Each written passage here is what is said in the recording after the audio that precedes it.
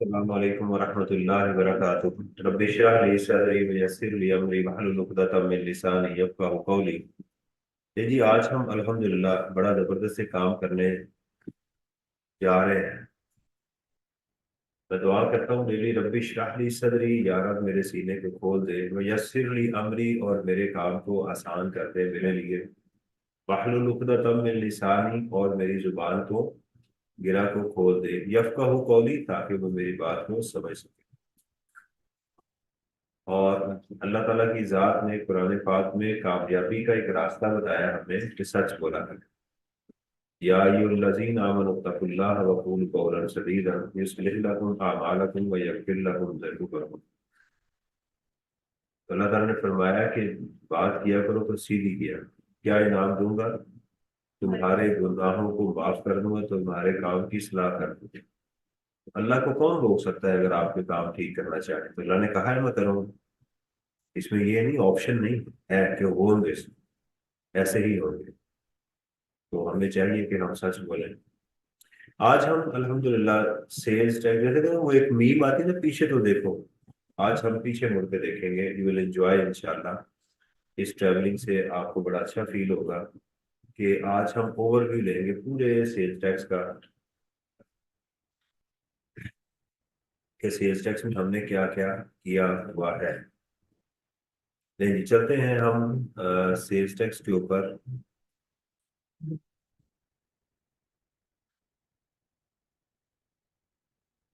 Sales tax के अंदर जो पहली चीज सबसे पहले हमारी किताब में डिस्कस हुई वो क्या है? Tax rate. टैक्स रेट के ऊपर बात हुई। हमने कहा कि ये आपने लिखना है साथ साथ मेरे ना, sales tax rate is 18%। Sales tax rate is 18%। However, on certain items,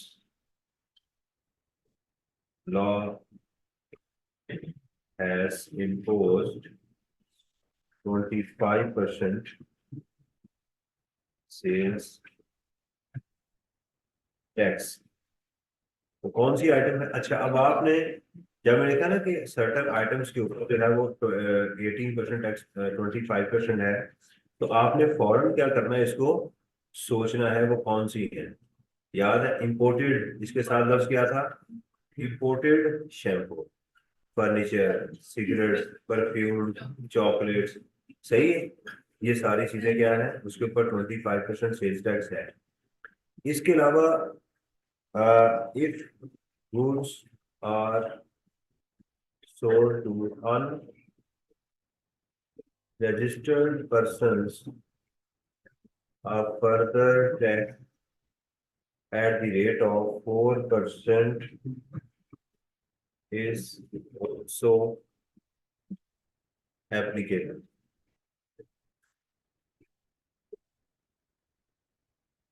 Exceptions are there.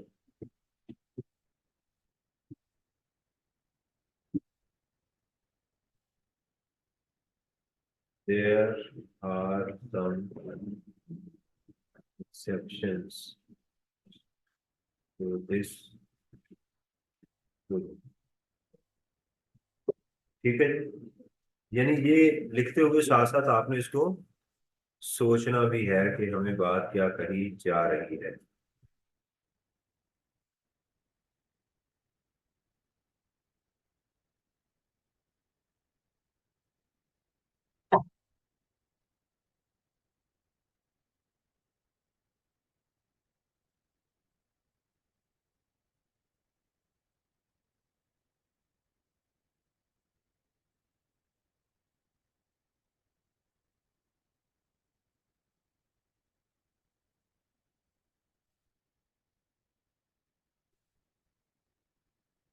Okay. देखिए साथ साथ आपने अब मैंने लिखा कि फर्दर टैक्स की क्या एक्सेप्शंस हैं। गवर्नमेंट। देखिए सबसे पहले जो सबसे इंपॉर्टेंट है ना, जो आपके एग्जाम में, वो है एंड कंज्यूमर, रिटेल गुड्स। ठीक है। मैं अगर एक्सेप्शंस इसकी लिखूं तो एक्सेप्शंस क्या है? सप्लाई टू एंड कंज्यूमर, ठीक है। Retail goods, exempt goods, zero rated goods, ठीक है। Supply to government etcetera. ठीक हो गया ना? ये चीज आपको पता चलेगी कि यहाँ पर अगर अनरजिस्टर्ड को सप्लाई करेंगे तो फर्दर टैक्स अप्लाई नहीं होगा। इसके बाद हमने और बात इसमें डिस्कस की थी, 25 की हो गई, फर्दर टैक्स की हो गई। पूरा बुक को साथ साथ देखते जाए ताकि मैं कंटेंट जो है वो बनाता जाऊँ। Eighth schedule, reduced rates are applicable on the items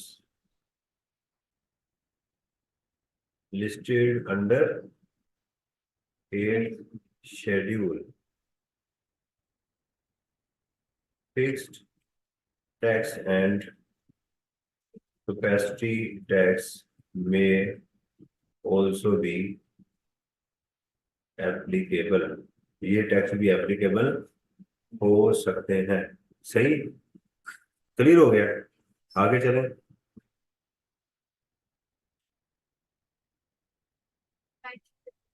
हाँ जी,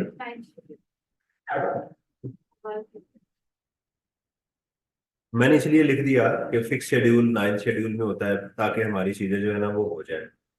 और उसमें है 0% tax. 0% tax is applicable on export and goods listed under 5th schedule,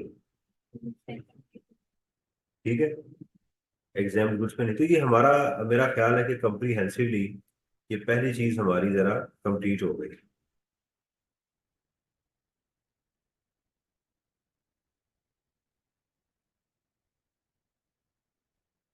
okay,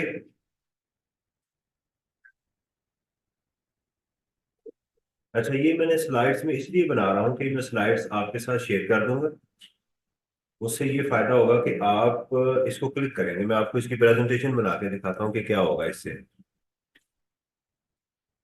जैसे ये ए है ना, तो मैं इसको एनिमेशन जाके वो लगा देता हूँ,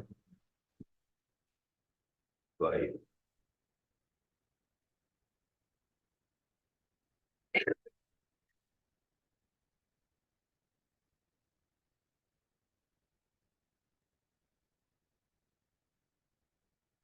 ये देखो, इससे होगा क्या, प्रेजेंटेशन से ये फायदा होगा कि जैसे अब आप करेंगे क्या, चल जाए। जैसे ये है ना, अब आप इस पे क्लिक करेंगे, सेल्स टैक्स रेट इज 18%, पढ़ने के लिए बता रहा हूँ। फिर आप क्लिक करेंगे, हाँ कुछ आइटम ऐसी हैं उस पर 25% सेल टैक्स है, आपने सोचना है। जब ये लाइन अपीयर हो तो आप सोचेंगे कुछ आइटम हैं जिस पे 25% सेल टैक्स है, ऐसे याद करना है। फिर आप क्लिक करेंगे, हाँ बाकी फर्दर टैक्स किन के ऊपर एप्लीकेबल होता है अगर गुड्स अनरजिस्टर्ड को सप्लाई करेंगे। कुछ एक्सेप्शन है उसकी, इसको समझ आ रही ना? तो रिड्यूस रेट्स एप्लीकेबल हैं। फिर आप एक दो आइटम इसकी याद कर लेंगे, लॉ में फिक्स टैक्स भी लगा हुआ है। सही है। तो इस तरह से आपके दिमाग की एक्सरसाइज होना शुरू हो जाएगी, समरी होगी। जब भी सेल्स टैक्स को रिवाइज करना हुआ, स्लाइड्स को खोल के आप चलाना शुरू कर देंगे तो चीजें याद हो जाएंगी। अच्छा जी,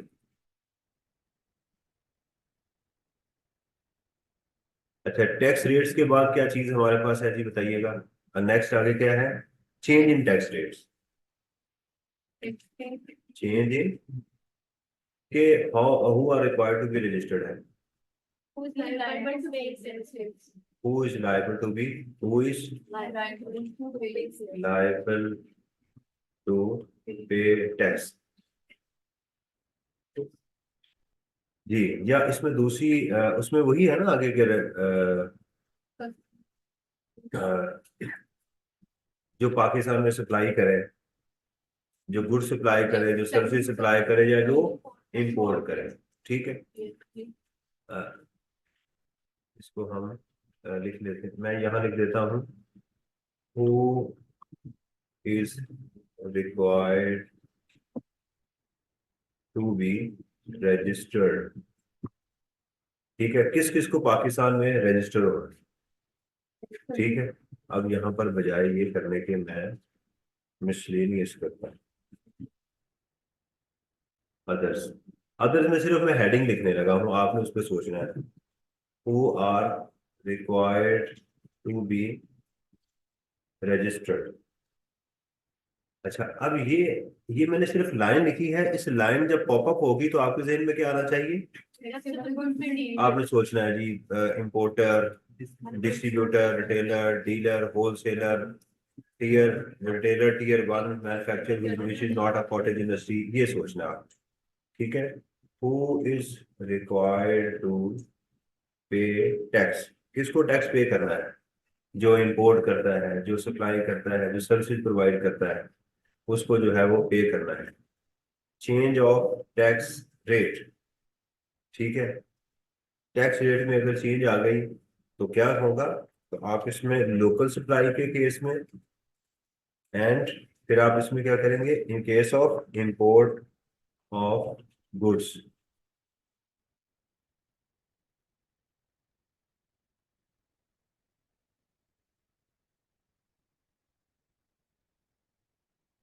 अच्छा जी, अब आपने मेन हेडिंग है आपकी change of tax rate. Tax rate में अगर चेंज आएगी तो लोकल, अगर आपने लोकल सप्लाई दी है और टैक्स रेट में चेंज आ गई तो क्या करें? The tax rate which is apply applicable at the time of supply. और इंपोर्ट के केस में, right, when the declaration is presented. if the declaration is presented in before, then when the manifest is presented, right? If goods are cleared, right, for the from the warehouse, then the tax shall be payable within 7 days। इस 7 दिन के अंदर अंदर आपने tax को पे करना है। और और क्या चीज थी, नेक्स्ट हेडिंग बस बोलते जाए, मैं आपको उसका चेंज ऑफ टैक्स रेट्स आ गया। हाँ जी, हाँ, जीरो रेटेड गुड्स। अब आपने list of zero rated goods, फिर क्या है, लिस्ट ऑफ एग्जाम्प्ट गुड्स, और लिस्ट ऑफ रिटेल गुड्स। ठीक है, ये आपको पता है कि ये 5th शेड्यूल है।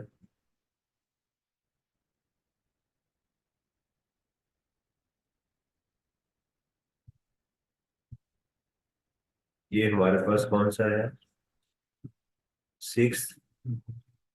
और ये हमारे पास 3rd शेड्यूल है। ठीक है, हम इसमें बोलेंगे sales tax schedules and their importance.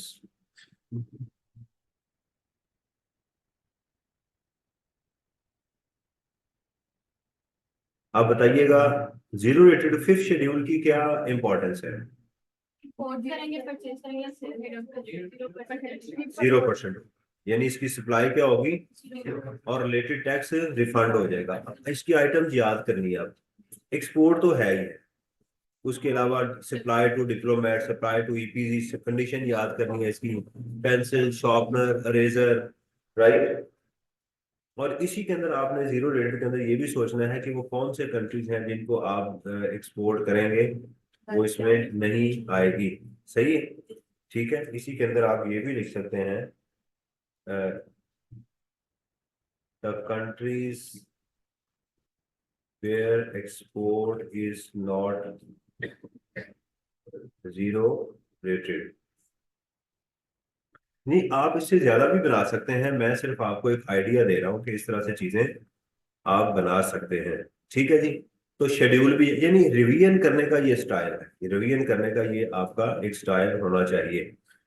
अच्छा जी, अब इसके अलावा, हाँ ये बड़ा important, adjustment of input tax. ठीक है, हम इसमें बोलेंगे followings are the conditions to claim input tax.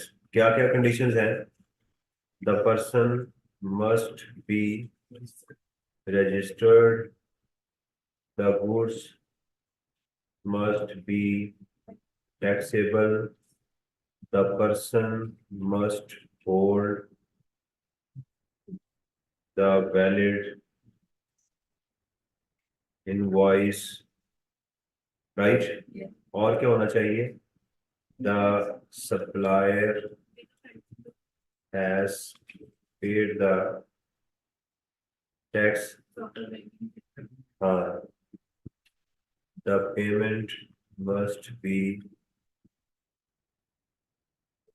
made to proper banking channel। अच्छा, ये सारी समरी में इसलिए करवा रहा हूँ कि आपका सेल्स टैक्स का कंप्रीहेंसिव 25 नंबर का टेस्ट होगा मंडे को। आपने ऐसे तैयारी करनी है कि जैसे आप आई कैप के एग्जाम में बैठने जा रहे हैं। चवल नहीं मारनी, ये नहीं सोचना कि मैं बाद में तैयारी, बिल्कुल कल मैं इसलिए ऑफ कर रहा हूँ। कल मैं ऑफ कर रहा हूँ ताकि आज भी आपको टाइम मिले, कल भी आपको टाइम मिले, परसों भी टाइम मिले, अच्छी तरह से न्यूमेरिकल की, थ्योरी की आपने तैयारी करें। Got the point? इसलिए ये है। ठीक है, और इसमें कोई और भी कंडीशन हो तो आप लिख सकते हैं। और दूसरा क्या है कि कब आपको इनपुट नहीं मिलेगा। ठीक है, when input tax is not allowed. कौन सी सिचुएशन है जब आपको टैक्स अलाउ नहीं होगा? ठीक है, number one, the goods are exempt from tax. ठीक है, where in case of crest discrepancy, in case of crest discrepancy, the vendor has not paid the tax, fake invoices, provincial sales tax। और इसके अलावा पहले दूसरे लिख लेना, goods purchased from unregistered persons। ठीक है, goods for personal use, extra tax on certain items used otherwise than trade। यानी कुछ आइटम्स ऐसी हैं, कौन सी आइटम है यहाँ पर आके सोचना है आपने, वो कौन सी आइटम है? व्हीकल है, क्रॉकरी है, ऑफिस इक्विपमेंट्स है, कटलरी है, यूनिफॉर्म है, इनके ऊपर भी आपको इनपुट टैक्स नहीं मिलेगा। ठीक है, sales tax on services if barred by the province। और वही वही आइटम वही आ गई ना ऊपर, व्हीकल वगैरह उसमें आ गई। और इसके अलावा अनरजिस्टर्ड से तो मिलेगा ही नहीं ना, अनरजिस्टर्ड से बाय करेंगे फिर तो आपको इनपुट टैक्स मिलेगा ही नहीं जो है। ठीक है, time barred invoice, time barred invoices, goods destroyed. ठीक है, goods destroyed, information is not provided by the taxpayer to the FBR। FBR ने कोई चीज मांगी, आप वो नहीं प्रोवाइड कर रहे हैं। ठीक है, Invoices from suspended or fake person. Invoices of suspended or blacklisted persons. ठीक है, एक्सेट्रा लिख देता हूँ, और भी कुछ चीज याद आ जाए तो आप इसको सोच सकते हैं। हाँ जी, वही आइटम्स में आ गई ना जो मैंने ऊपर बताई।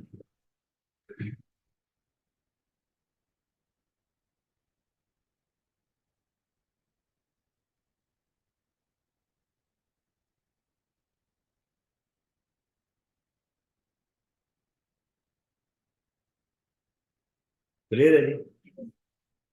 ठीक है, यानी कि आपको हेडिंग याद हो तो उसके नीचे चीजें याद आनी चाहिए।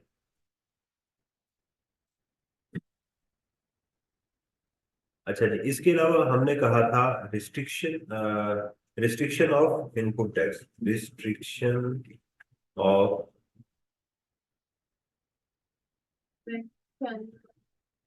बैंकिंग चैनल का रिस्ट्रिक्शन ऑन इनपुट टैक्स। ठीक है, रूल कौन सा है? 8B। अब जरा इसमें इसमें क्या है, रूल क्या है? हम क्या कहेंगे? Input tax is restricted up to 90% of the output tax. ठीक है, this rule is not applicable to certain persons and in certain situations, like if commercial import on which value addition tax at the rate of 3% is paid is more than 50% of taxable supplies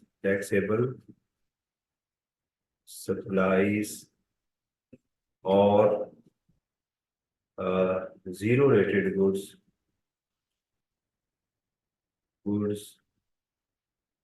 for the month exceeds 50% of the taxable। अच्छा, supplies मैंने दोनों में लिखा है, ऊपर आप purchase ही लिख रहे हैं, वो आप कंफ्यूज ना हो, क्योंकि मेरा तो सीए हो चुका है। एक्सेट्रा, एक्सेट्रा से क्या मुराद है? यानी ऐसे मुराद ये कि एग्जाम में एक्सेट्रा नहीं लिख के आना, यानी आपके जहन में आइडिया डेवलप होना चाहिए। इससे क्या है, आपके जहन में आइडिया आना चाहिए कि हाँ, और क्या था, रिटेल गुड्स थी जिसकी 85% से बढ़ जाए, डिस्ट्रीब्यूटर था, उनके ऊपर भी ये रूल अप्लाई नहीं होगा। और मेरा ख्याल सीएनजी स्टेशन वगैरह, लेकिन ये इंपॉर्टेंट है। ठीक है, और उसके बाद क्या है? नहीं, carried forward and refund of restricted input tax. क्या है, मैंने ये दो लाइनें लिखी, इससे क्या मुराद है? Carry forward and refund, carry forward and, इससे क्या मुराद है? दो बातें मैंने लिखी हैं, रिस्ट्रिक्टेड इनपुट टैक्स को कैरी फॉरवर्ड करना, तो क्या है? The restricted input tax shall be carried forward for the next month and shall be treated as the input tax of the next month. सही है। रिफंड क्या है? At the end of the year, right, a person may claim the refund of the restricted input tax subject to the condition, full stop, whereas corporations are required to get audit certificates from the chartered accountants, right, and they can claim the refund। तो बात मुकम्मल हो जाएगी। कुछ चीजें अब revise हो रही हैं, समझ आ रही है ना? तो हम उसको इंशाल्लाह लेके वो चलते हैं। तो रिस्ट्रिक्शन 8B का भी हो गया हमारा, और ये भी हो गया हमारा। इसके अलावा डेबिट क्रेडिट हो,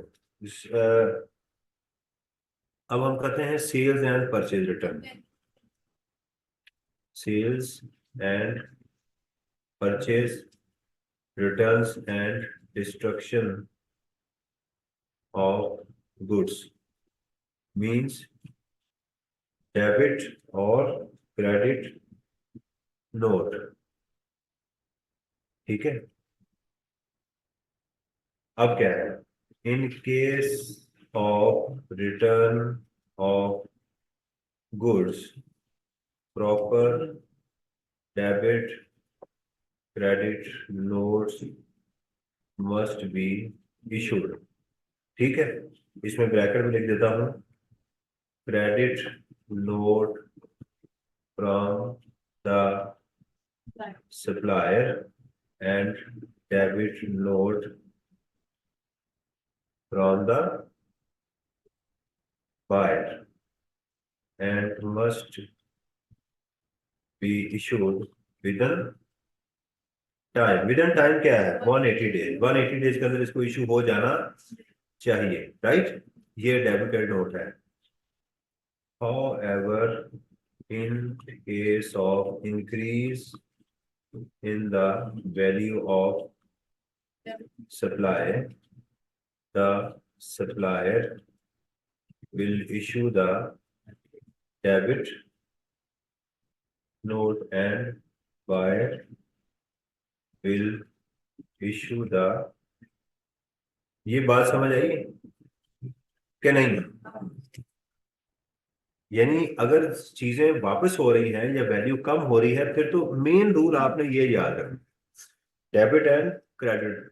मेन रूल क्या है कि चीजें वापस होंगी तो सप्लायर क्रेडिट नोट इशू करेगा और buyer debit note. Credit note mean sales return, debit note mean purchase return. ठीक हो गया। अच्छा, लेकिन अगर गुड्स में वैल्यू इंक्रीज हो रही है, याद है हमने वो क्वेश्चन कल किया था, तो जिसमें वो कह रहा था 27 की करनी जबकि 45,000 की थी, वो क्या करें? तो हमने कहा था वो क्रेडिट नोट इशू कर दें, सेल्स को इंक्रीज कर दें। तो ये उस केस में ये होगा, बेसिक रूल आपका ये है। अच्छा, उसके बाद हमने इसमें इसके कंटेंट्स क्या होने चाहिए? ठीक है, contents of the debit and credit note, इसके ऊपर क्या क्या इंफॉर्मेशन होनी चाहिए, या इंफॉर्मेशन, कंटेंट्स और information of debit and credit note पे क्या क्या इंफॉर्मेशन होनी चाहिए। अच्छा, in case of destruction of goods, ठीक है, क्या होना चाहिए डिस्ट्रक्शन ऑफ गुड्स में? Should be destroyed under proper supervision. ठीक है, ये होनी चाहिए। और no output tax is payable. ठीक है, input tax is not allowed और reversal of input tax already claimed. ठीक है जी, क्लियर है। और इसमें क्या इंफॉर्मेशन थी?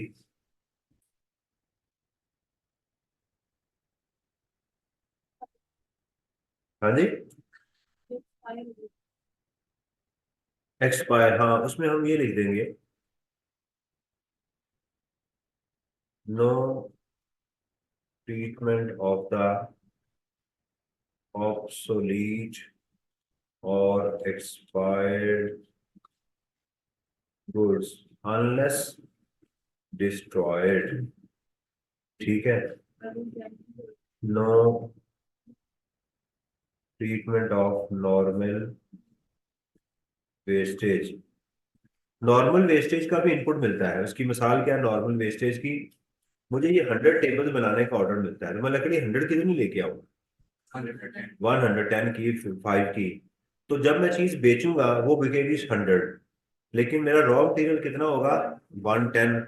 तो डिपार्टमेंट मेरे से पूछेगा भी ये तुमने बाकी चीजें किधर गई हैं, तो मैं कहूंगा भी ये मेरी वेस्टेज होती है, ये बिजनेस का एक रूटीन है, तो इसलिए हम उसके ऊपर कोई बहस नहीं करेंगे, ये अलाउ है। लेकिन वो टेबल जो जाया हो गए हैं उसका इनपुट नहीं आपको मिलेगा।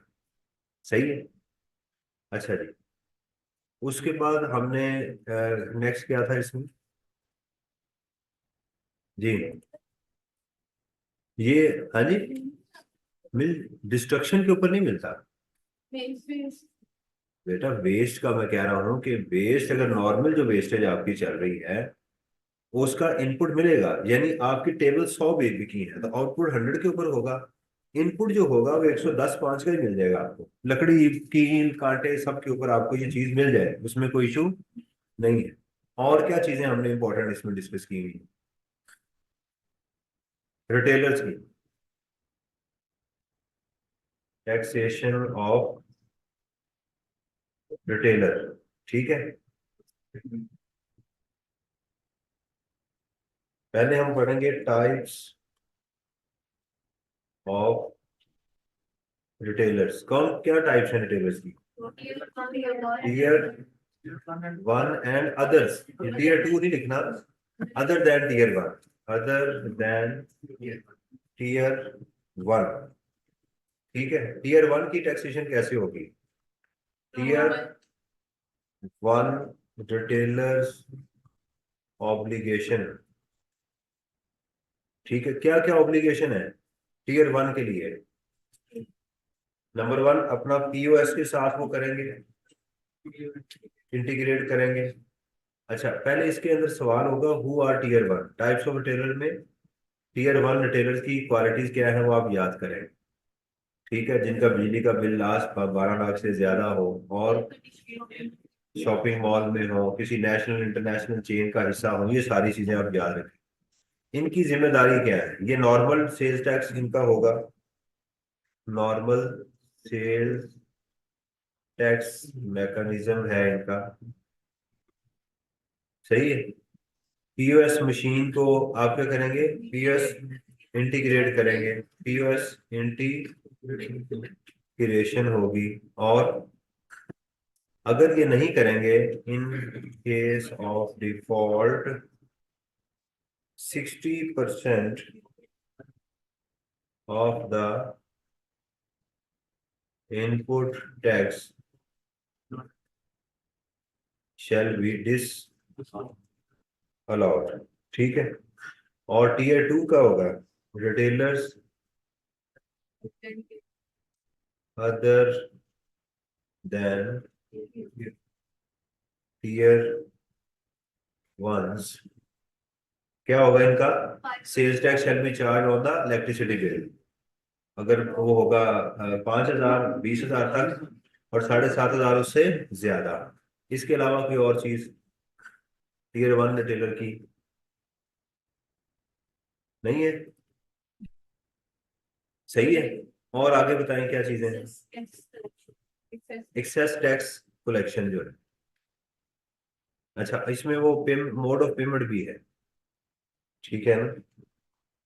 मोड ऑफ पेमेंट जो है सेक्शन 73 की, मोड ऑफ पेमेंट में हमने क्या कहा था?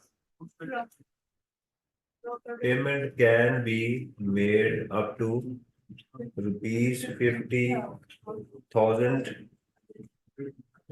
इन कैश, ठीक है। This limit is not applicable for utility bills. Utility bills की और क्या कंडीशन आपको याद है कि ये अप्रूवल बेसिस पे आपको नहीं मिलती? ये भी मुझे याद रहेगा, लिख लेंगे कि आप जो है वो इनवाइसेस, अनक्लेम्ड इनवाइसेस को आप क्लेम कर सकते हैं, अनक्लेम्ड इनवाइसेस को आप क्लेम कर सकते हैं। मैं कहीं उसको नोट कर लीजिएगा कि जो आप क्लेम नहीं कर सके उसको नेक्स्ट 6 मंथ में क्लेम कर सकते हैं, ठीक है।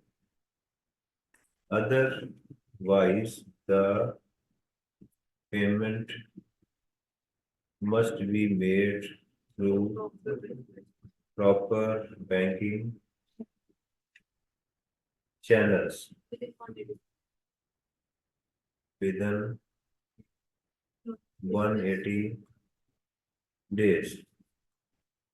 In case of default, the related input tax to the buyer and supplier shall be inadmissible. ठीक है जी, अदरवाइज इनका इनएडमिसिबल हो सकता है. The payment may be adjusted for against receivables subject the to the conditions that क्या condition है? Approval, commissioner approval, CIR approval subject to condition and other conditions. क्या other conditions है?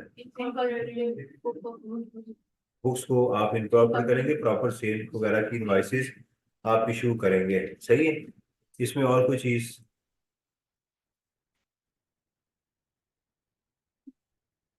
ठीक है. हाँ जी,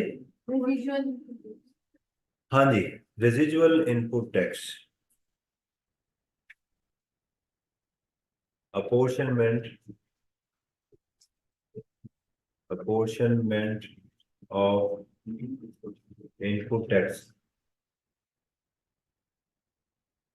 apportionment of tax में क्या है?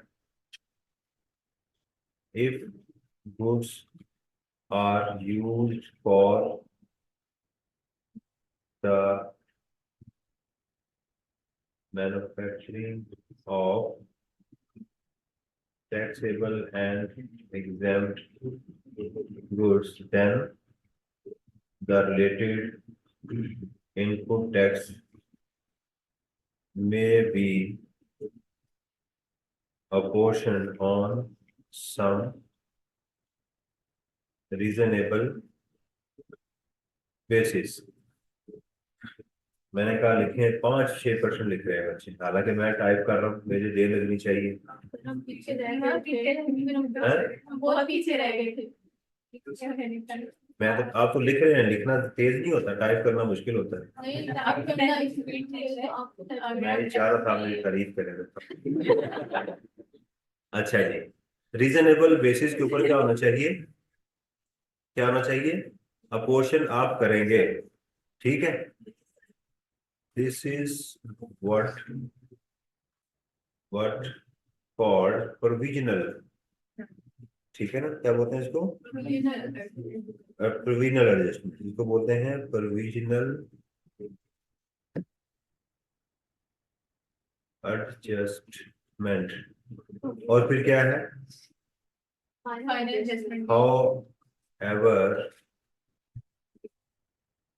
a final adjustment will be made at the end of each financial year. Her financial year के बाद आपको एडजस्टमेंट करनी पड़ेगी. अपॉर्शनमेंट का भी हो गया. और नहीं जी, अब थ्योरेटिकल प्रोविजन के ऊपर चले जाएं. रजिस्ट्रेशन के नहीं, डेफिनेशंस आ डेफिनेशंस तो मैं भी लिख नहीं रहा, लेकिन आपने उसको याद कर लेना कि डेफिनेशंस भी हैं. ठीक है. डेफिनेशंस की स्लाइड जो है वो खाली कर देते हैं.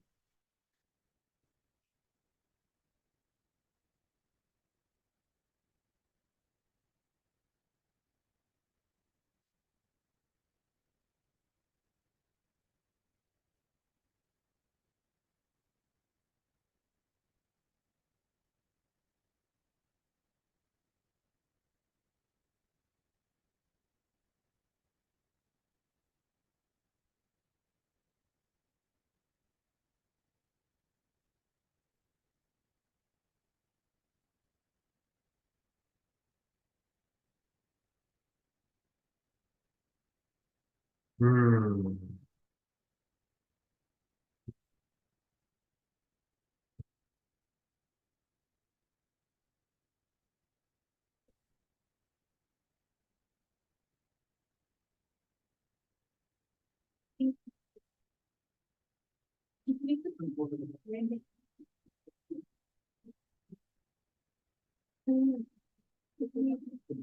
ले जी, अब आ गया जी registration, registration and de registration. ठीक है जी। अब इसके अंदर हमने क्या डिस्कस किया था, वही दोबारा सवाल वही है, वो रिक्वायर्ड टू बी रजिस्टर्ड। अब इसमें पहला चीज आएगी, how to get registered, how to get registered. ठीक है, कैसे रजिस्टर्ड होना है, ट्रीटमेंट ऑफ ओपनिंग स्टॉक। इसका क्या रूल बताया ओपनिंग स्टॉक का, कि आपकी वो टैक्सेबल गुड्स जो आपने लोकली परचेज की है, उनका क्या होगा, विदन 30 डेज, विदन 30 डेज। और इंपोर्ट, इंपोर्टेड गुड्स के लिए क्या है, विदन 90 डेज वाला, 90 डेज आप इसका इनपुट क्लेम कर सकते हैं। सही है। आपको लिस्ट प्रोवाइड करनी पड़ेगी, अपने डॉक्यूमेंट्स देने पड़ेंगे, ये वो सारा कुछ आप कर सकते हैं। रजिस्टर्ड कैसे होंगे, इसके अंदर फिर आपको पता है कि हमने एक चीज डिस्कस की थी कि कहाँ रजिस्टर होना है, उसकी हेडिंग क्या थी। अपनी कंपनी होगी तो हाँ जी, अपनी कंपनी होगी तो एप्लीकेशन। हाँ जी, application where to apply for registration, कहाँ अप्लाई करना है रजिस्ट्रेशन के लिए। ठीक है जी, provisions relating to temporary registration, किस किस के लिए टेम्पररी रजिस्ट्रेशन होती है, मैन्युफैक्चरर के लिए, for the import of machinery, कितने दिनों के लिए, 60 डेज के लिए, 72 घंटे के अंदर अंदर आपको यह मिल जाएगी। उसके बाद पोस्ट डेटेड चेक देना पड़ेगा।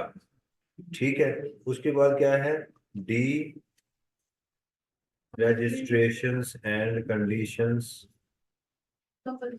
for registration। ठीक है जी, कंपल्सरी रजिस्ट्रेशन क्यों भूल गए आप, कंपल्सरी रजिस्ट्रेशन चार्टर्ड अकाउंटेंट नहीं भूलता, उसने फीस देनी आई कैप को हर साल। हाँ जी, कंपल्सरी रजिस्ट्रेशन कब होगी, कैसे होगी, क्या अपॉर्चुनिटी दी जाएगी, अगर किसी को गलती से कंपल्सरी रजिस्टर कर दिया गया तो क्या किया जाएगा, समझ आ गई है। ये सारी, यानी जैसे वो वर्ड देखे तो आपको उसकी क्लियर कट होना चाहिए, D registration and condition for D registration. और इसके साथ दूसरी चीज क्या होगी, कि आपका जो क्लोजिंग स्टॉक है, क्लोजिंग स्टॉक क्या होगा आपका, वो सप्लाई कंसिडर की जाएगी। और डी रजिस्ट्रेशन के अलावा सस्पेंशन, सस्पेंशन कब होगी, कंडीशंस क्या है, कंडीशंस, प्रोविजंस, ठीक है ना, एक्सेट्रा, क्या क्या प्रोविजंस होंगी, अपॉर्चुनिटी दी जाएगी आपको सुनने के लिए नहीं। फिर आ गई ब्लैक, ब्लैक लिस्टिंग, आपको कब ब्लैक लिस्ट कर दिया जाएगा, क्या उसके लिए होंगे, ये सारी चीजें इसमें वो आएंगी। उसके बाद है जी हमारी return and documents, return and documents. कैसा जबरदस्त, देखें सारा मैंने रिवाइज कर दिया, ओवरऑल समझ आ रही है जी, अल्हम्दुलिल्लाह। रिटर्न क्या होगी, नॉर्मल सेल टैक्स रिटर्न क्या होगी, annual sale tax return, special sale tax return, final sale tax return. Normal कब होगी, every month, annual by all companies, all companies are required, या जिसको भी कहा जाए कि आप एनुअल रिटर्न फाइल करेंगे, स्पेशल रिटर्न भी कही जा सकती है, ठीक है। रिक्वायर्ड इफ स्क्रीन शेयर नहीं हो रही।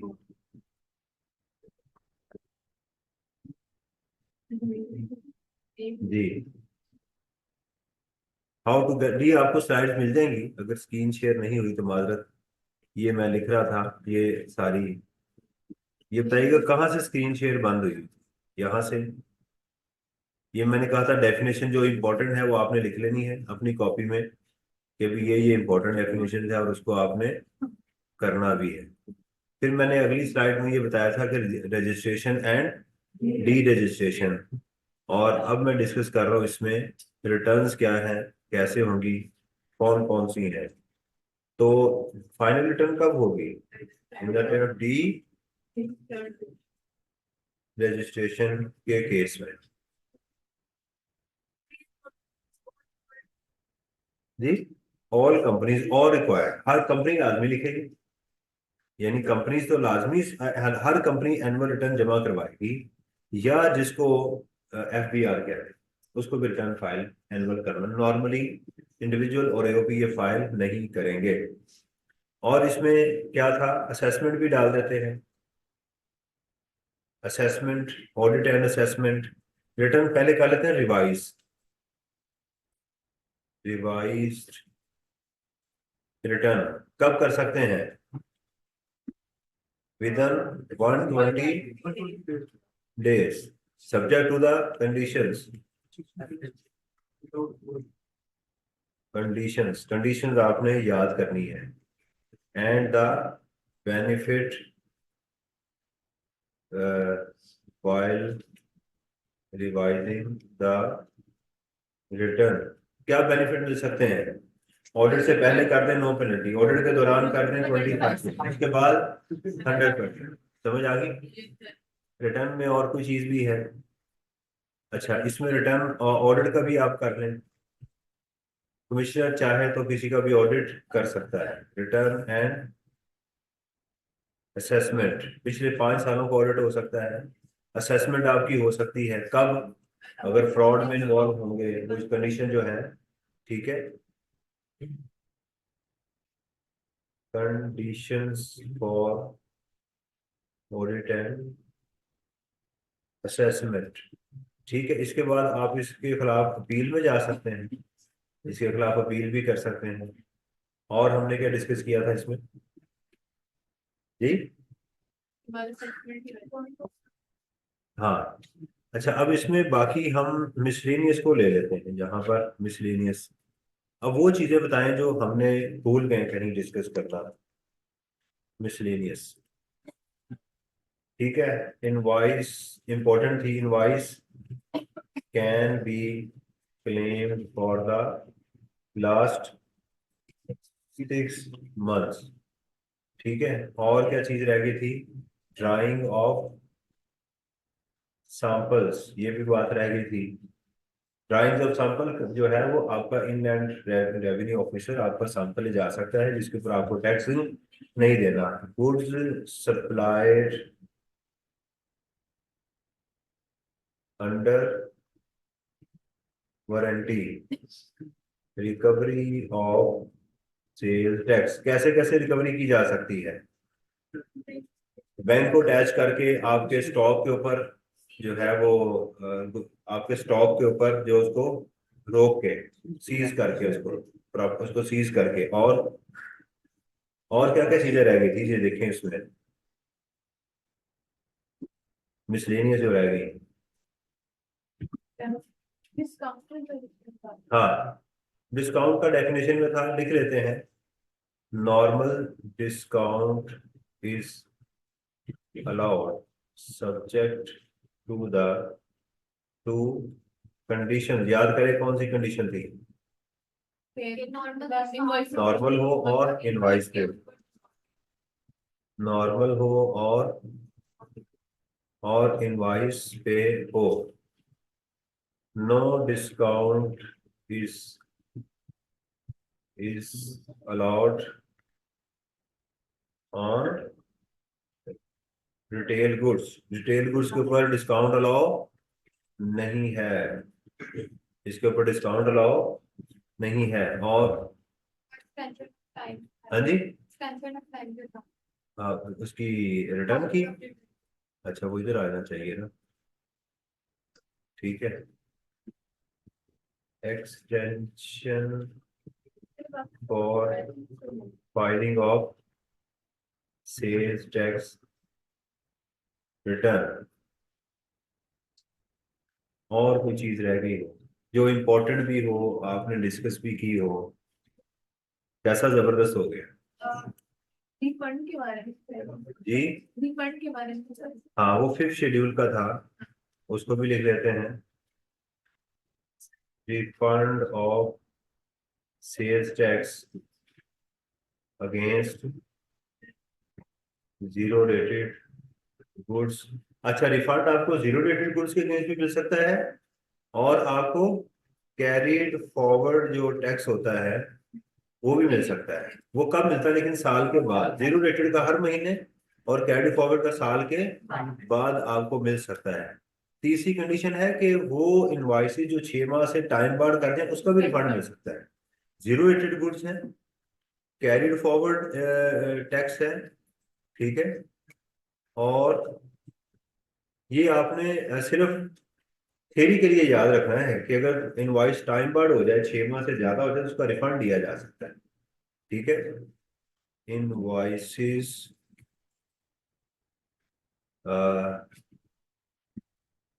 having invoices of more than 6 months, invoices of more than 6 months, उनका भी रिफंड लिया जा सकता है। The difference between zero rated and examined goods, the difference between and और कॉटेज इंडस्ट्री,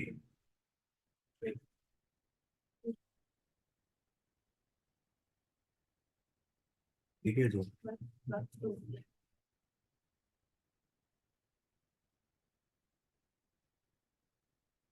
ETC। आखिरी स्लाइड क्या है?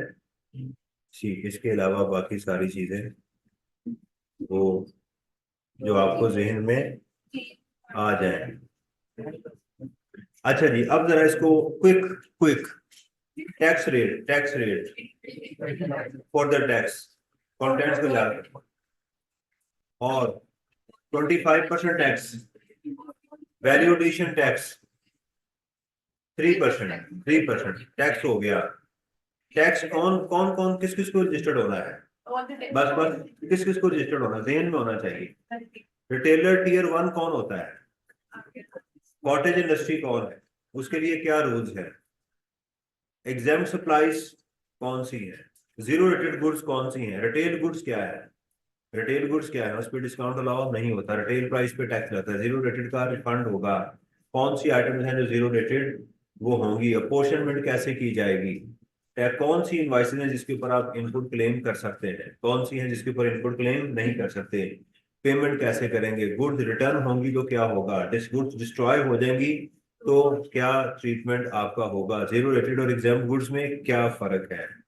टैक्स की रिस्ट्रिक्शन लगी हुई है हर महीने 90% की। अगर ये रिस्ट्रिक्शन लग गई और आपकी कुछ अमाउंट एक्स्ट्रा आ गई तो क्या करेंगे? नेक्स्ट मंथ में ले जाएंगे, रिफंड क्लेम किया जा सकता है उसका।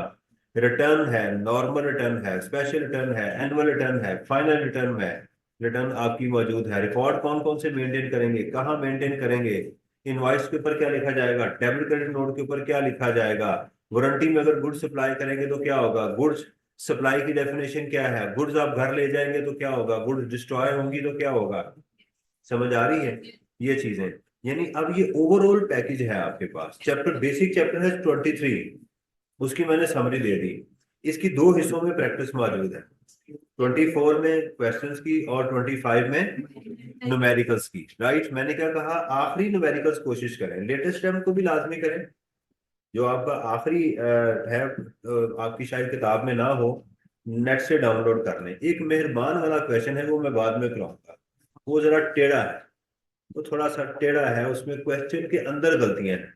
वो आई कैप की बुक में भी मौजूद है, आपकी किताब में भी मौजूद है, लेकिन हम करेंगे क्या, उसको बाद में करेंगे। पहले हम बेसिक जो चीजें हैं उनको हम कर लेंगे ताकि हमारा ये कंप्लीट हो जाए। 25 नंबर है, ये 25 नंबर है। एग्जाम में क्वेश्चन कौन सा होगा, छठा सातवां, छठे सातवां होगा, उसके करीब की ये क्वेश्चन हमारे पास मौजूद होगा। जी, अब मुझे बताएं, आर यू सेटिस्फाइड?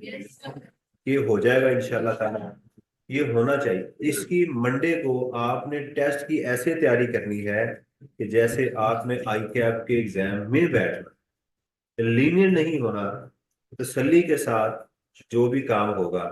हम कोशिश करेंगे कि आप पास ना हो, आपने कोशिश करना है कि आपने पास होना है। दिस इज नॉट डीमोरलाइजेशन, मैं आपको डीमोरलाइज नहीं कर रहा, लेकिन आपको पता हो कि अच्छा मैं क्या गलतियां करता हूं या करती हूं, ताकि वो गलतियां एग्जाम में नहीं होनी चाहिए। Good luck, the ball is in your court, you have to play. आपने इसके साथ प्ले करना है। लेकिन वो स्टूडेंट, अब जब मैं आगे इनकम टैक्स स्टार्ट करूंगा तो आपने इसको रिवाइज करते रहना है। स्लाइड्स बना दी हैं, नोट्स, इसकी सारी चीजें मैंने आपको कहा था कि मैं एंड पे आपको एक तावीज दूंगा। तो पहले मैं वर्ड की डॉक्यूमेंट फाइल में देता था, वो गीला हो जाता था, अक्सर ही खराब हो जाता था। अब मैंने थोड़ा सा उसको प्लास्टिक पेपर पे तैयार करके आपको दे रहा हूँ स्लाइड्स की शक्ल में, ताकि अब आप जब क्लिक करेंगे तो आपके सामने एक लाइन आएगी, उस लाइन को सोचना है। फिर दूसरी लाइन आएगी, अपने दिमाग को उसके साथ साथ पॉपअप करना है। ये जो लाइन आ रही है, आप इन स्लाइड्स को खुद भी अमेंड कर लें। इसके अंदर कुछ चीजें आपने ऐड करनी है, उसको भी अमेंड कर लें। समझ आ रही है जी? गुड लक जी, अल्लाह ताला आपको खुश रखे। अस्सलाम वालेकुम वरहमतुल्लाहि वबरकातुहू।